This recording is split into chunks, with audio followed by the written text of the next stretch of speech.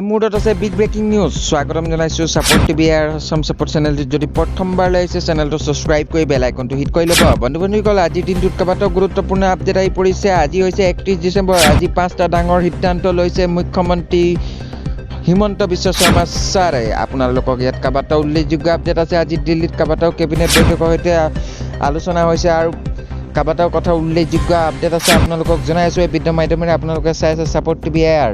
বন্ধু-বান্ধৱীসকল, প্ৰথমবাৰ লাগিছে যদি চেনেলটো সাবস্ক্ৰাইব কৰি বেল আইকনটো হিট কৰি ল'ব।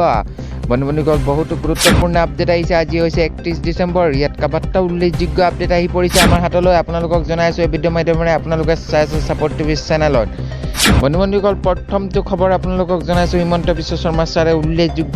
এই মুহূৰ্তত প্ৰথম খবৰটো জনাইছোঁ। ৰাজ্যৰ পৰা অৱলুপ্ত 4খন জিলা পৰিৱৰ্তন হ'ব 14খন জিলাৰ মানচিত্ৰ। মুখ্যমন্ত্ৰী উল্লেখ কৰিলে এই ডাঙৰ সিদ্ধান্ত আৰৱ কাৰণ। Big breaking news. বন্ধুসকল, দিল্লীৰ কেবিনেট বৈঠকৰ গুৰুত্বপূৰ্ণ সিদ্ধান্ত। ৰাজ্য চৰকাৰৰ ৰাজ্যৰ পৰা অৱলুপ্ত 4খন জিলাৰ 31খনলৈ হ্ৰাস, পৰিৱৰ্তন হ'ব 14খন জিলাৰ মানচিত্ৰ। ৰাজ্যৰ 4খন জিলা অৱলুপ্ত কৰা হ'ল। সংবাদ যোগে এই কথা ঘোষণা কৰে মুখ্যমন্ত্ৰী ডক্টৰ হিমন্ত বিশ্ব শৰ্মা ছাৰে। বিপ্লুপ্ত হোৱাৰ জিলাকেইখন হৈছে বিশ্বনাথ, বজালী, হোজাই আৰু তামুলপুৰ জিলা। এই মুহূৰ্তত জনাইছোঁ বিশ্বনাথৰ জিলাক পুনৰ শোণিতপুৰ আৰু অন্তৰ্ভুক্ত, বজালী জিলাক বৰপেটা অন্তৰ্ভুক্ত, হোজাই জিলাক নগাঁও জিলাৰ সৈতে একত্ৰিত কৰাৰ লগতে তামুলপুৰ জিলাক পুনৰ বাক্সা জিলাৰ সৈতে অন্তৰ্ভুক্ত কৰাৰ সিদ্ধান্ত ঘোষণা কৰে। ইয়াৰ উপৰি উত্তৰ গুৱাহাটীৰ টাউন কমিটি সালসলনি হ'ব উত্তৰ গুৱাহাটী মহানগৰত। এই কথা সামাজিক মাধ্যমত সামৰিক সিদ্ধান্ত বুলিও প্ৰকাশ কৰে মুখ্যমন্ত্ৰীগৰাকীয়ে। উল্লেখযোগ্য যে 14খন জিলাৰ মানচিত্ৰ পৰিৱৰ্তন কৰা হ'ব। সালসলনি হ'ব 14খন জিলাৰ। গাঁও জিলা উপায়ুক্তৰ প্ৰতিবেদন ভিত্তি কৰি এই সিদ্ধান্ত।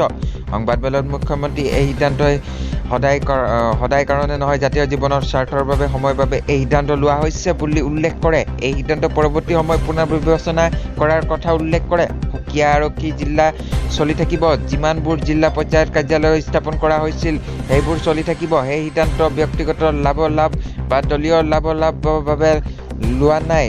অত্যন্ত এৰাব নোৱাৰা কামৰ বাবে এই সিদ্ধান্ত ল'বলগীয়া হৈছে বুলি উল্লেখ কৰে। মুখ্যমন্ত্ৰীগৰাকীয়ে কয় যে, মই নিজেও এই সিদ্ধান্ত ভাল পোৱা নাই, কিন্তু কেতিয়াবা দেশৰ স্বাৰ্থৰ, প্ৰশাসনৰ স্বাৰ্থত, সমাজৰ স্বাৰ্থৰ প্ৰয়োজন হ'লে এই কঠোৰ সিদ্ধান্ত ল'ব লাগে বুলি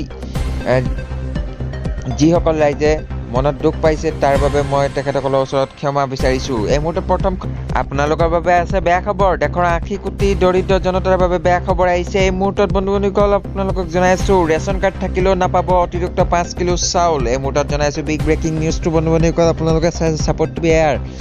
বন্ধ হ'ব প্ৰধানমন্ত্ৰী গৰীব কল্যাণ অন্ন যোজনা PMGKAY। কভিডৰ কালত দৰিদ্ৰ জনতাৰ বাবে ৰূপায়ণ কৰা হৈছিল এই যোজনা। এতিয়াৰ পৰা বন্ধ হ'ব ৰেচন কাৰ্ড থাকিলেও। বিশ্বনাথ সবতকৈ বৃহৎ আৰু ব্যৱসায় হ'ল খাদ্য সুৰক্ষা আঁচনি ৰূপে ঘোষণা কৰা হৈছিল PMGKAY। এই মুহূৰ্তত জনাইছোঁ বিগ ব্ৰেকিং নিউজ। কিন্তু চলিত ডিচেম্বৰতে বন্ধ হ'ব ঘোষণা PMGKAY আঁচনি। এই মুহূৰ্তত জনাইছোঁ বিগ ব্ৰেকিং নিউজ। বন্ধু-বান্ধৱীসকল, কিন্তু চলিত ডিচেম্বৰত বন্ধ হ'ব কৰা ঘোষণা PMGKAY আঁচনি। এই মুহূৰ্তত জনাইছোঁ বিগ ব্ৰেকিং নিউজ। বন্ধুসকল, এই কথা কেন্দ্ৰীয় চৰকাৰে অনুষ্ঠিতভাৱে জনালে ৰাজ্য চৰকাৰসমূহক। জনাইছোঁ ভিডিঅ'ৰ মাধ্যমেৰে আপোনালোকক বিগ ব্ৰেকিং নিউজ কেইটা। অৱশেষত ৰাষ্ট্ৰীয় খাদ্য সুৰক্ষা আইনৰ অধীনত লাভ কৰি থাকিব ৰেচন। এই মুহূৰ্তত বন্ধু-বান্ধৱীসকল, দ্বিতীয় খবৰটো শুনিলে। তৃতীয় আপডেটটো জনাই আছোঁ দিল্লীত সিদ্ধান্ত। অসম কেবিনেট 4 জিলাক পুনৰ একত্ৰীকৰণ। দিল্লী অনুষ্ঠিত হোৱা কেবিনেট বৈঠকত আজি এক বৃহৎ সিদ্ধান্ত গ্ৰহণ কৰে অসম চৰকাৰে। ৰাজ্যিক কেবিনেট আজি ৰাজ্যৰ নতুনকৈ গঠিত কৰা 4খন জিলাক পুনৰ পূৰ্ব জিলাৰ সৈতে একত্ৰিত কৰাৰ সিদ্ধান্ত গ্ৰহণ কৰিছে।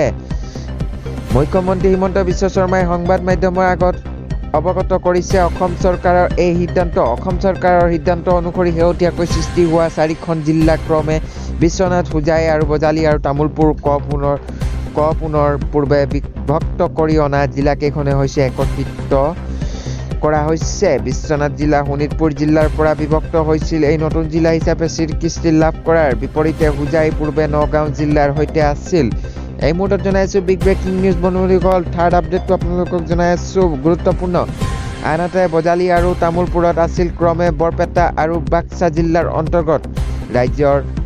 ৰাজ্যত আৰম্ভ হ'বলগীয়া সমষ্টি নিৰ্ধাৰণ কাৰ্য আৰম্ভ হোৱাৰ পূৰ্বে 1 জানুৱাৰীৰ পৰা ৰাজ্য প্ৰশাসনিক গোটসমূহ পুনৰ সংশোধন কৰাৰ নিৰ্বাচন আয়োগৰ নিষেধাজ্ঞা পৰিস্থিতিৰ আজি ৰাজ্যিক কেবিনেট বৈঠকৰ এই সিদ্ধান্ত লোৱা বুলি মুখ্যমন্ত্ৰী শৰ্মাই মন্তব্য কৰে। আজি একত্ৰিৰণ অধিসূচনা প্ৰকাশ নোহোৱাকৈ অসমৰ মুঠ ৩৫খন জিলা আছিল। মুখ্যমন্ত্ৰী শৰ্মাই নিজ ভাষ্যত প্ৰশাসনিক সুবিধাৰ স্বাৰ্থে এই ৰাজ্যৰ স্বাৰ্থত এই সিদ্ধান্ত গ্ৰহণ কৰা হৈছে বুলি উল্লেখ কৰিছে। মুখ্যমন্ত্ৰী হিমন্ত বিশ্ব শৰ্মাই লগতে আৰক্ষী জিলাসমূহক 4টা অঞ্চলত থাকিব ন্যায়িক ব্যৱস্থা কামো অব্যাহত থাকিব বুলি উল্লেখ কৰে। এইসমূহত গঠন হোৱা আন সকলো জিলা কাৰ্যালয় এনেদৰে চলি থাকিব।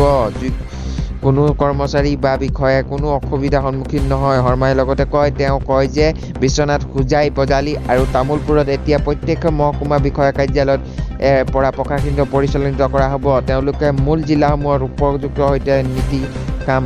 অৱশ্যে অসম চৰকাৰৰ এই সিদ্ধান্তৰ পিছতে ৰাজ্যৰ সৃষ্টি হৈছে প্ৰক্ৰিয়া। দীৰ্ঘদিনীয়া যুক্তিগত দাবীৰ আধাৰত গঠিত জিলাসমূহৰ বিলুপ্তিৰ বাবে চৰকাৰে গ্ৰহণ কৰা এই সিদ্ধান্ত কোনো কাৰণতে গ্ৰহণযোগ্য নহয় বুলি মন্তব্য কৰিছে জিলাকেইসমূহৰ লোকে।